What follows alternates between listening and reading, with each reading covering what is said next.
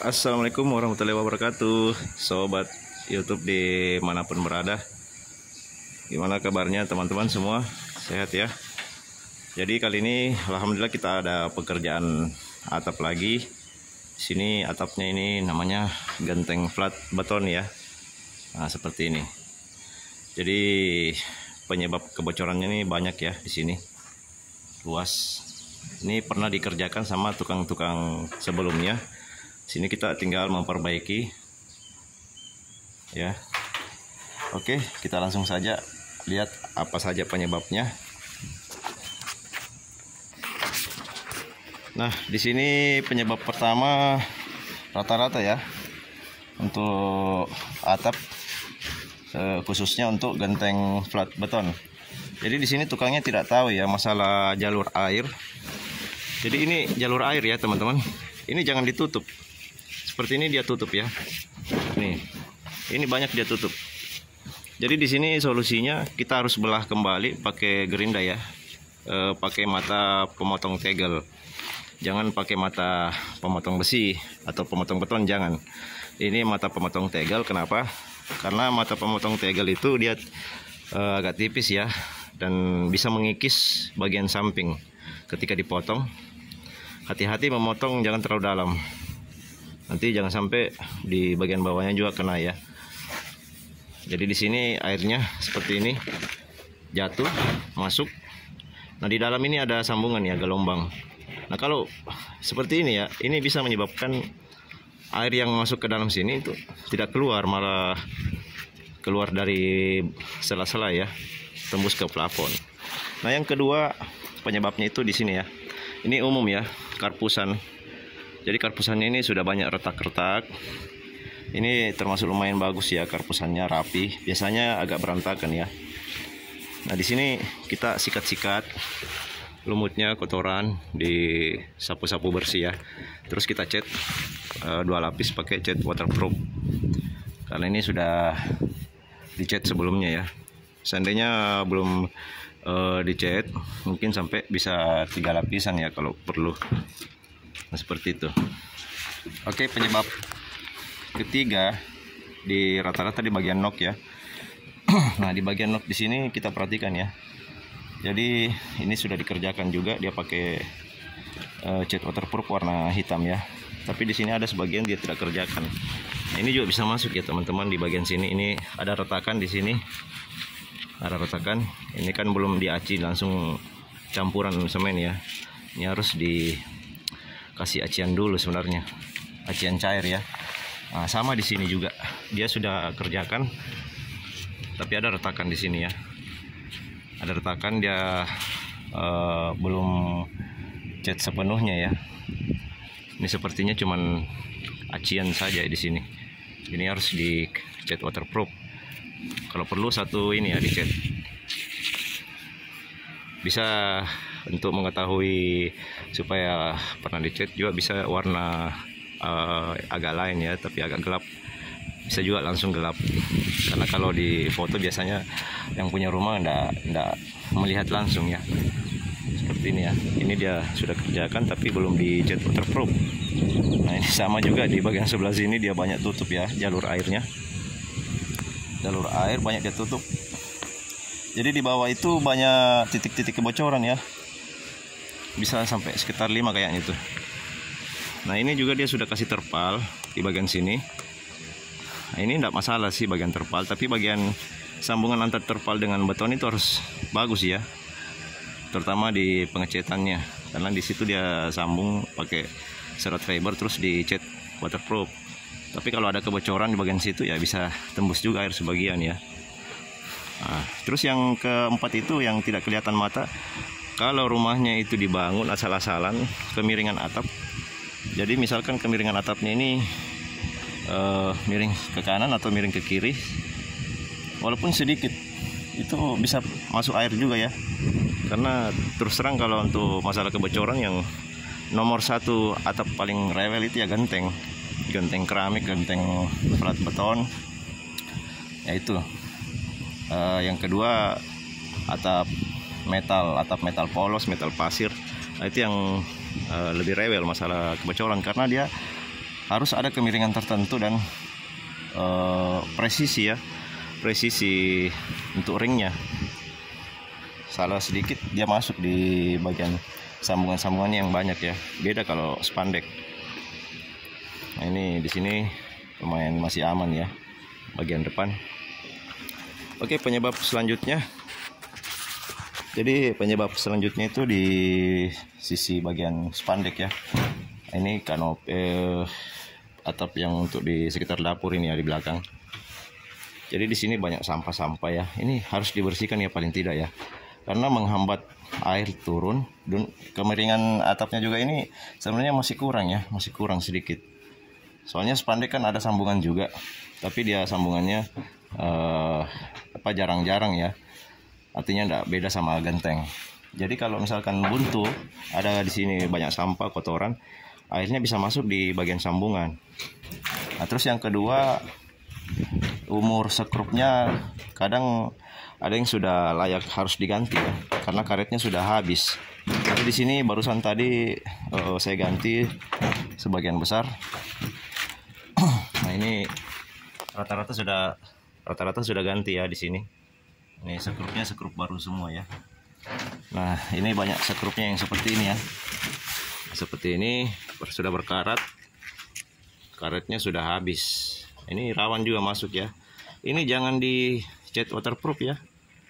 Karena cat waterproof itu kalau untuk besi berkarat itu gampang pecah. Dia mungkin hitungan berapa bulan, 1 tahun sudah pecah kembali cat waterproofnya. Jadi wajib diganti ya sama sekrup baru.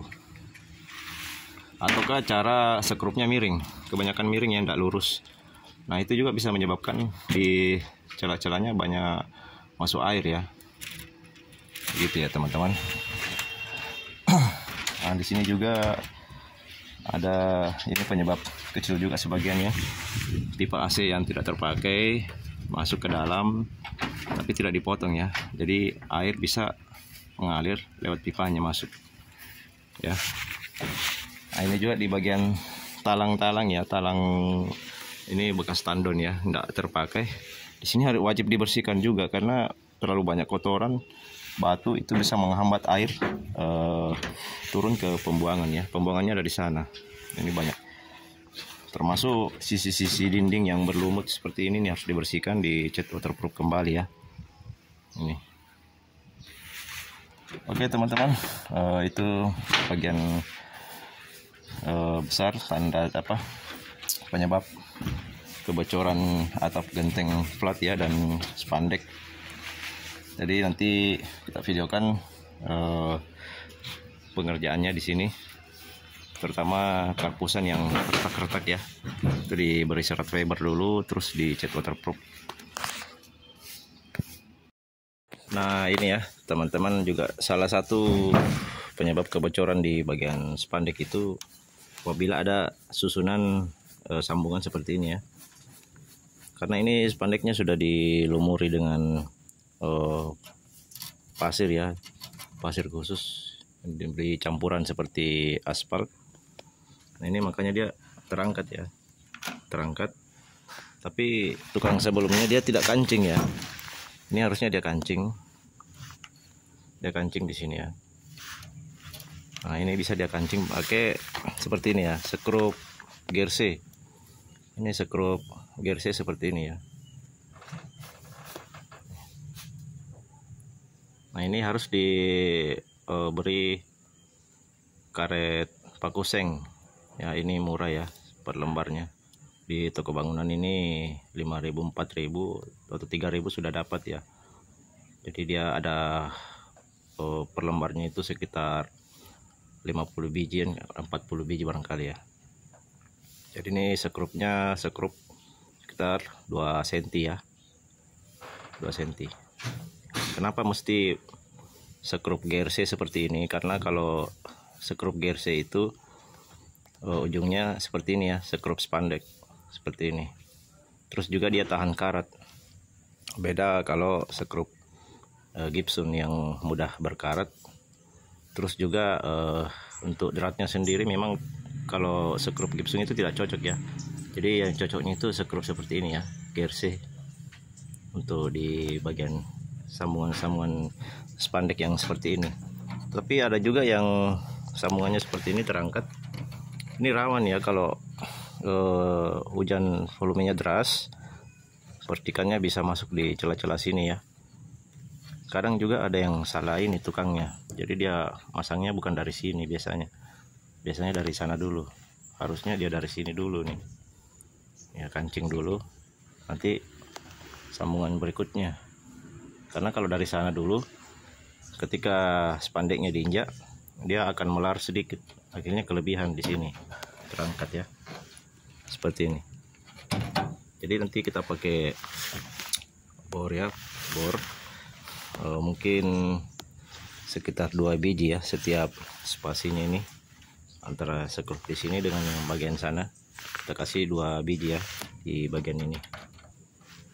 Terus untuk bekas-bekas sekrup lubang yang salah itu teman-teman bisa pakai lem silikon ya, untuk lubangnya.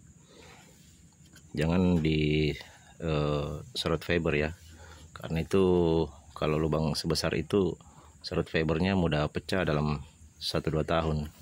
Tapi kalau silikonnya itu lebih lama lagi ya, lebih awet.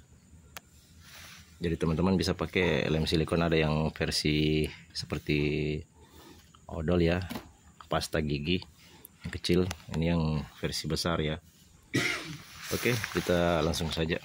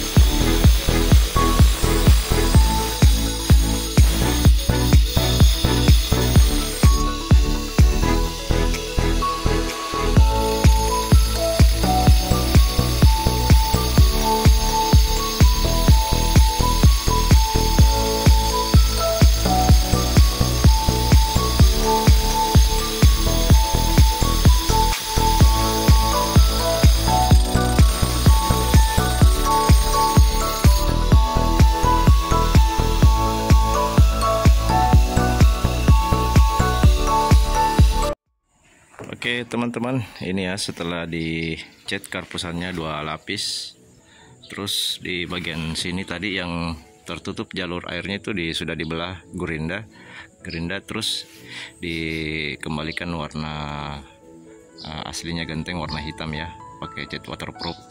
Tapi sebelum mengecat jangan lupa sediakan pembatas ya, seperti ini pembatas supaya catnya tidak terlalu banyak masuk ke sini ya, seperti ini. Taruh, nah, terus kita mengecat ya seperti ini, pelan-pelan saja ya supaya catnya enggak kebanyakan masuk ya. Setelah itu ditarik kembali. Nah, ini. Terus yang berikutnya di posisi area bagian sini ya, ini tukang sebelumnya dia beri karpet, tapi di sini tidak sampai full ya ke sana, dia ada sambungan. Setelah saya cek kembali, ini ada penurunan atap ya di sini, sepertinya penyok ke bawah.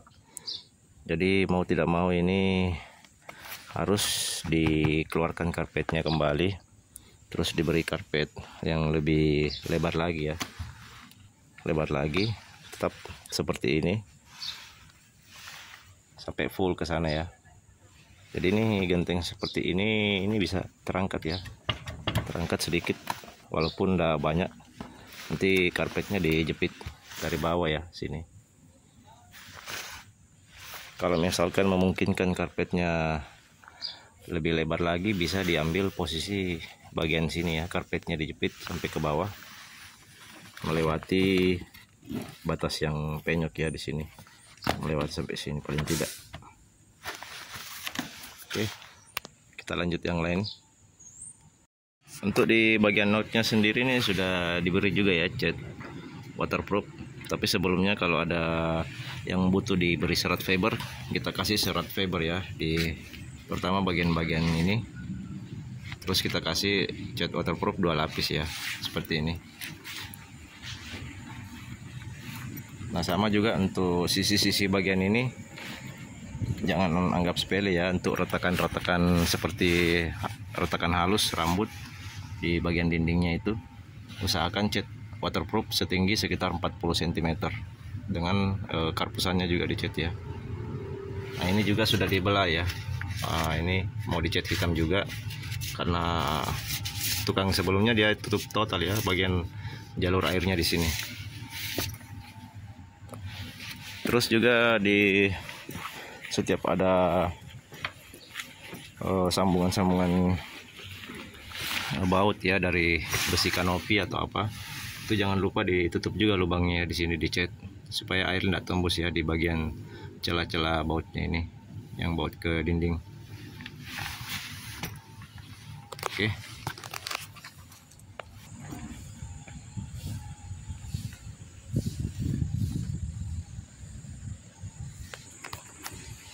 Jadi untuk di bagian sini ya, bagian sini ini jauh lebih parah ya dari yang sebelah sana. Untuk kasus seperti ini, apabila tukang sebelumnya dia tutup semua jalur air, nah ini sudah dia tutup total ya, sampai celah-celah begini dia tutup total. Tapi yang penting rapi, itu kita tidak usah belah.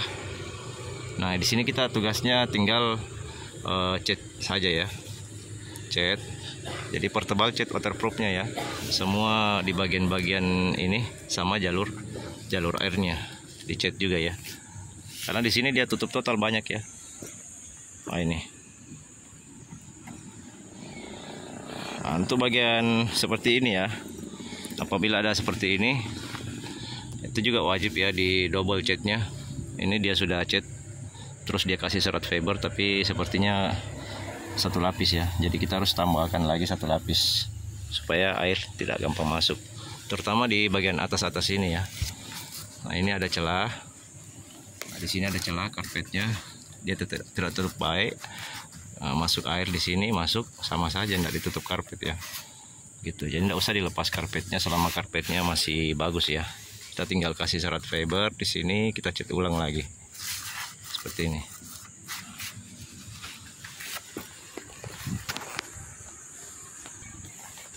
Untuk di area-area seperti ini, tadi ada rang ya. Rangnya itu untuk menyaring daun-daun kecil supaya tidak masuk di talang beton, karena bisa menyumbat ya pembuangan. Apalagi daunnya itu cukup banyak ya daunnya. Ini di sini kita ganti rangnya yang lebih kecil lagi. Itu rang yang biasa dipakai untuk rang nyamuk ya. Kalau ini masih agak besar ya, masih banyak yang bisa lolos. Jadi di sini dindingnya berlumut ya, tapi tidak kelihatan mungkin sama kamera. Nah, ini bisa kelihatan. Nah, ini berlumut, belum di-AC, masih plesteran, kita sikat, terus kita AC. Kita AC. Jangan lupa periksa di bagian lantainya. Oke, saya ulangi kembali. Jadi jangan lupa periksa di bagian lantainya juga. Kalau sudah mulus, ya itu tinggal nanti dicat-cat sedikit pakai cat waterproof. Kalau di bagian lantainya diraba masih kasar, itu beri saja cairan semen waterproof ya, yang cair. Nah, seperti ini. Nah, ini tadi banyak yang tertutup juga ya jalur airnya. Seperti ini. Jadi banyak yang sudah dibelah di sini. Di sini juga dibelah pakai gerinda ya, dengan mata pemotong tegel. Nah, untuk pemasangan jaring-jaringnya sendiri ini tinggal dijepit saja ya. Dijepit di bagian-bagian ini. diangkat. Terus yang sebelah sini di paku beton ya, tapi jangan lupa paku betonnya beri karet paku seng ya, paku betonnya, supaya air tidak gampang langsung masuk ya. Oke, jangan lupa bersihkan sampah-sampah yang ada di dalam talang beton ya, karena itu bisa mengganggu volume air. Kalau sudah buntu bisa meluap juga itu. Nah, untuk di bagian ini ya, teman-teman jangan lupa diberi silent ya, lem silikon ya di bagian ini. Nah, ini rawan juga ya masuk air di bagian sini nih. Kalau sudah retak ini seperti ini bisa masuk di celah-celahnya ya, terus turun di dinding. Terus di bagian ini sisa dicat waterproof ya, semua sampai ujung seperti ini, cat waterproof. Nah ini ya teman-teman, yang namanya acian cair seperti ini ya. Jadi dia agak kental ya, jangan juga terlalu encer ya. Hasilnya seperti ini ya, karena posisinya di sini sempit, jadi tidak bisa mengaci acian normal ya. Kita kasih acian cair, tidak masalah. Jadi hasilnya seperti ini ya, setelah kering beberapa saat. Ini baru ya, baru sekali. Nah, ini. Jadi setelah ini kita akan cat waterproof. Jadi ini cepat kering ya, mungkin sekitar setengah jam sudah bisa di cat waterproof ya. Nanti bekas-bekas semennya ini kita cat waterproof warna hitam ya, supaya lebih rapi lagi. Oke teman-teman, nah ini ya setelah diberi acian cair, terus diberi lapisan cat waterproof 2 lapis. Nah ada lagi di bagian sini ya, yang dinding bagian sini itu wajib diraba. Jadi tadi saya beri acian juga dinding yang bagian dalam ya. Nah itu karena tidak terjangkau cat lagi, jadi sisa di aci aja ya, enggak apa-apa. Nah ini nanti kita bekas-bekasnya cat warna hitam ya, tapi hati-hati di garis jalur airnya, jangan sampai tertutup total ya. Nah, setelah itu kita beri rang ya, pakai rang nyamuk ya seperti ini, supaya daunnya tidak tembus lagi ya, yang kecil-kecil seperti ini. Jadi awalnya itu rangnya seperti ini ya. Nah ini kalau ini masih bisa lolos ya, tuh daun-daun yang kecil, ini masih agak besar. Oke, kita pasang rangnya. Sebelumnya dicat dulu yang bekas-bekas catnya ya. Nah untuk di bagian ini kita sudah beri terpal ya.